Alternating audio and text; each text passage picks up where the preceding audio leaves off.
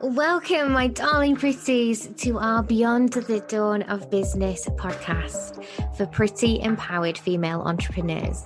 It's time to step into your power, pretties. Lift each other, support the squad, and choose a life filled with the autonomy and freedom to live your dreams. I'm your host, Dawn Beth, owner and founder of Beyond the Dawn digital business brand and agency. My coffee is hot and my eyelashes are on, so we are ready to go. Hi, and welcome to today's episode. Today, I want to talk to you about the evolution of your business and how sometimes change can be a really good thing. Over the last couple of weeks, there has been so many of our clients who have had an opportunity to review everything that they did last year and everything that they are hoping to do in the following weeks, months, and years. And I really welcome that arena of self reflection because it can be really fruitful, it can be really wonderful, it can give you the opportunity to really slow down for a minute. And we use this month, I think, as a little bit like a marker of newness. Gives you the opportunity to do that, where perhaps when you're in the thick of it later on in the year, you might find it more difficult to pause and reflect and check the landscape of what you truly desire for your business and your life. It can be really difficult to kind of step out of it when you're busy and you're in it. And within that, almost naturally and organically, is the opportunity to look at the things that didn't serve you in the last couple of years. And you might actually recognize that there's an arena that you're in that you don't want to be in, or there's things that you want to do that you've put off doing for whatever reason. Quite often, these reasons are personal, but there are some universal ones that we all go through. So, for instance, today, the one I want to talk about more than anything is that feeling of being absolutely frozen to your core, scared of doing something because it is so new, because it is so different, and because you don't feel like you have the stability to really fully commit to it in a way where you feel safe. Okay. Now, conversations happen in great rooms of entrepreneurs all the time around how your comfort zone, although it's nice and cozy, is actually one of the worst places for you to spend all of your time. There are echo chambers, there are comfort zones, there are areas that will keep you just warm enough, just cozy enough to stay exactly where you're standing right now. And although it feels nice, and sometimes you do need to stay there for a temporary little trip, in order for you to get the things that you really want, whether it be personal growth, a goal for your business in terms of growth, finances, incomes, quality level, delivery level, hiring people, recruiting, whatever, or it might be a lifestyle change that you want on the back of your business or career success that will elevate your life experience. All of these things very rarely come to you where you're at. There is a level of having to go out and get them. You know that term? She's a go getter. And it is something that I think perhaps because we have scarcity so deeply set in the way that we are brought up and we hold on to that, and because we have fear and we're not sure that we can guarantee the return, all of these things are blocks that perhaps allow us to stay in our comfy, cozy zones far longer than we really should. I had an excellent conversation with a wonderful client of ours who I adore about how entrepreneurs, true entrepreneurs who are going to get what they want, true entrepreneurs that are going to make a success of their business, they very rarely can stay in a state of being risk adverse. If you're scared of risk, if you're not comfortable when it's uncomfortable, if you can't ride out the storms and the waves and the situations of being in business, then you're going to find it incredibly difficult to get to where you want to get to. Being risk adverse, being scared of rejection, being scared of failure, being worried about getting things wrong, more importantly, not establishing the belief system within yourself that you could handle anything that's thrown at you. All of these things are goals, dreams, and business killers. Okay. It would be different if you were employed. If you were employed by somebody else and somebody else had the drive for the company, somebody else had the drive for the business, it was their responsibility to keep that stuff running, then that would be different. You could turn up and you could be comfortable and you could do all of that. But that's not the life that we chose, is it, friend? That's not the life that we went for. Even if we have employment, even if we take a long standing contract, even if we take a small bout of employment temporarily, maybe we'll take a part time employment. We might do all of those things for temporary security. And I'm not dissing that, that's totally fine. But in terms of your actual dreams in your heart, the thing that you really want to do, the reason why you're building a business, the reason why you're considering incomes outside of the normal mainstream employment sector, that came from somewhere and that's a choice that you made somewhere along the lines where it was a decision that you wanted to do something that's different. So we have to give up that comfortable sector. Not all of the time. You can obviously have bouts where you get comfy, but at the same time, it's not a permanent place for you to stay. Now, obviously, the opportunities that are coming up for 2024 may look entirely different to the year before that, year before that. And you might have gotten really, really happily comfortable and warm in what you believed would work. And you might find that it's a bit of a drag that you have to now adapt. But we do have to adapt. We have to adapt, but we should do so without the worry that it's a pain to do that. You may get growing pains. It might not be the most easiest thing in the world, but there's going to be so much amazing learning within that growth. Okay. Shifting the perspective between how, oh, everything's changing and I just got a handle on that thing and now it's shifted and I'm going to have to learn this again. And I'm so sick of always having to learn things from scratch. And I really thought I had that sorted and now this is going to move on and all the rest of it. It's an ever changing landscape being in business. And the ever changing landscape is driven somewhat by us.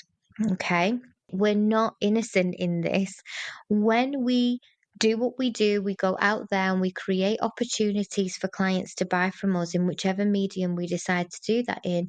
We are pushing the industries that we're in into different arenas. Okay, we are influencing buying behaviors.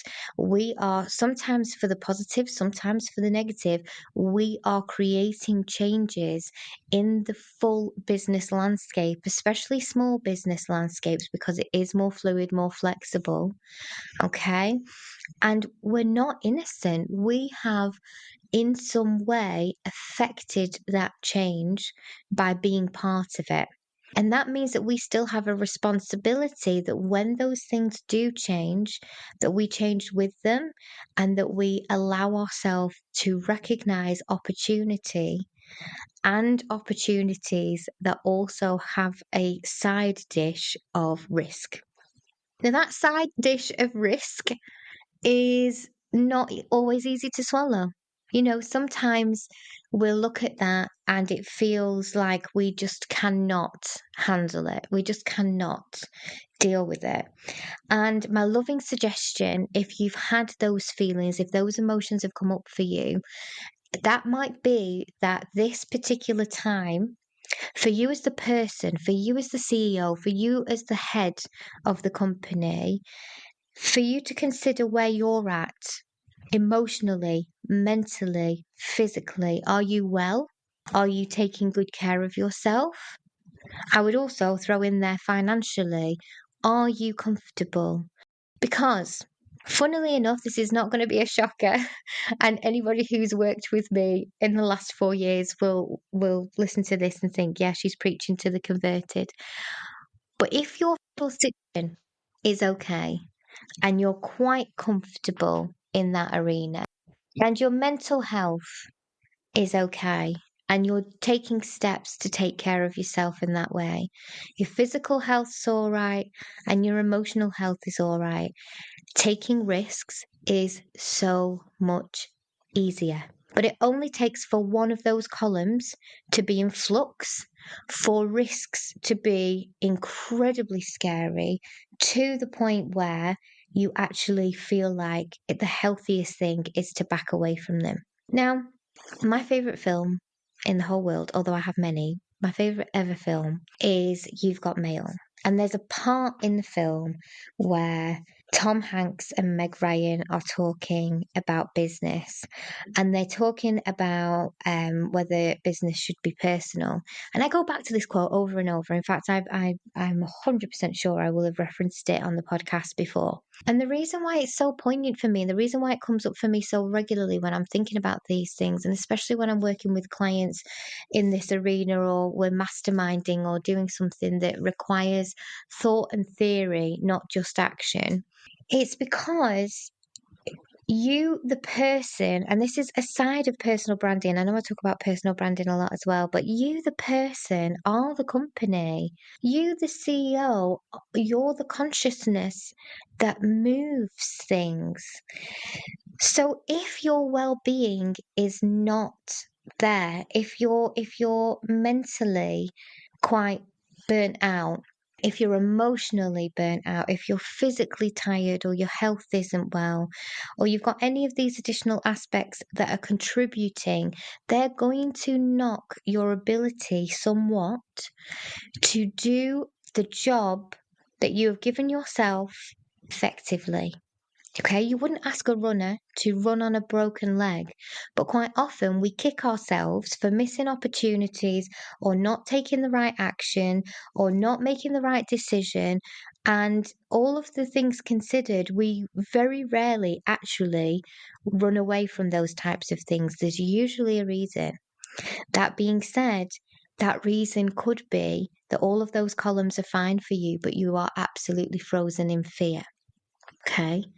My loving suggestion for you is if that you recognize that in yourself and you check yourself in that arena, maybe there's work to be done that will change your perception of how risk works. Okay. There's never a high return on anything that is without risk. Never ever. And you can take stable, small steps that support you in being able to take larger, riskier opportunities. And there's nothing wrong with that. I'm always one of those people that will advocate as well as, not instead of. Okay. You do what you need to do to keep the baseline foundations going so that those pillars are strong for you. Your emotional health, your physical health, your mental well-being, and your financial health. If you're okay for money and you're not worrying, that's a really powerful, strong place to be. If mentally you're strong and you actually have the opportunity to theorize, to dream, to create goals, to journal, to practice gratitude, to speak to yourself kindly, to recognize opportunity in a theoretical way, and to explore how they could look for you in a positive visualization. It's an excellent, powerful place to be. Emotionally, if you're able to handle what life throws at us daily with an air of grace, with an air of detachment so that it doesn't affect you negatively, with some resilience and grit, then you're in a wonderful, powerful place. And physically, if your physical body can keep up with all of that, and you're healthy, and you're able to eat and sleep and have the right rhythms working through you every single day, of course, that is another core strength. Those pillars allow you to take a step outside of your comfort zone because your basic needs are met. But what if you're in an arena where you can't actually control all of those things? What if perhaps your cycle is messing up your emotions, or the time of life you're in, you never know whether your mental and emotional well-being are going to be doing an Argentinian tango around the room, sabotaging your potential to actually take a step out of your comfort zone and take some risks. These things obviously are things that you need to recognize in yourself. You need to know they're happening for you, and there are ways that you can put things in place to support you through that time. The idea of stepping out of your comfort zone, even if you do have all of those pillars together exactly as we would want them to be, it doesn't feel good. It never feels good. And quite often we have to do it whether those pillars are in the right place or not.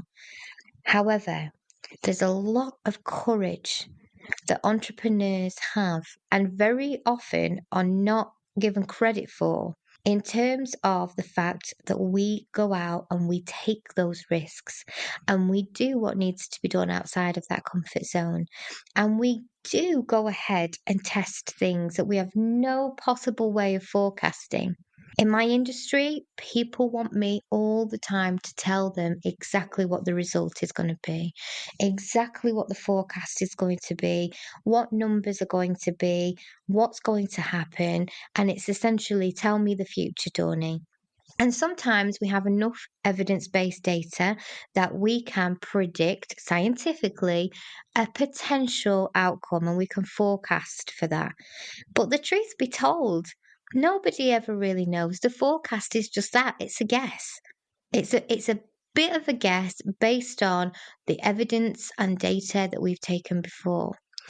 When you're dreaming about the potential of an opportunity that you may take, you are also testing out that guesswork.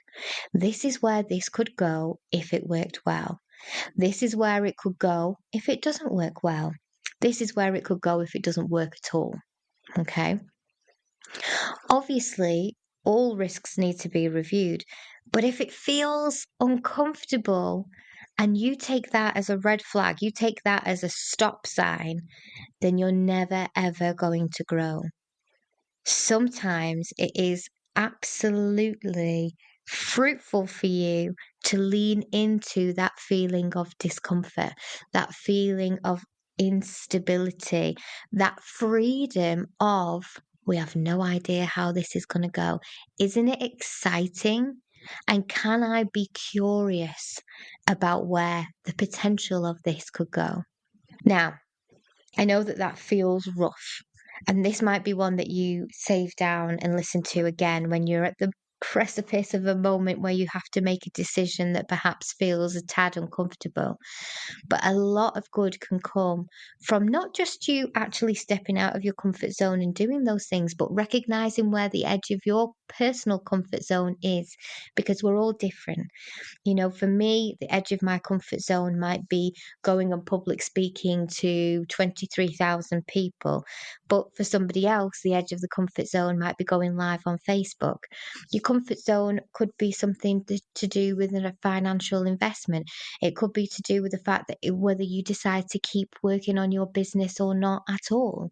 There is courage in seeing the possibilities and adapting, even if you have absolutely no way of knowing whether it could work out for you. And the higher level of risk almost always pertains to the higher level of reward. And we cannot be scared of stepping out and away from that comfort arena when we have something that is presented to us.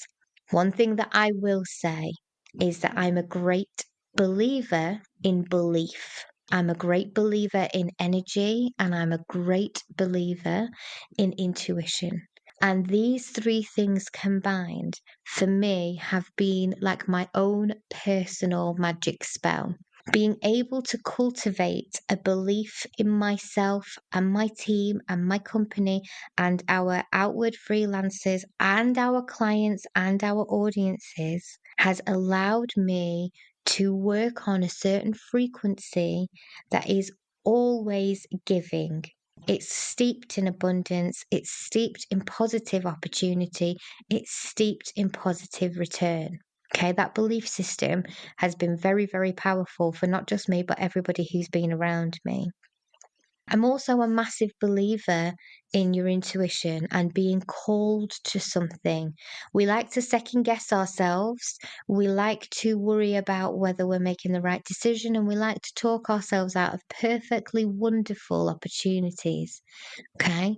If your gut, for lack of a better term, is telling you that this is calling to you, there is power in surrendering to that movement.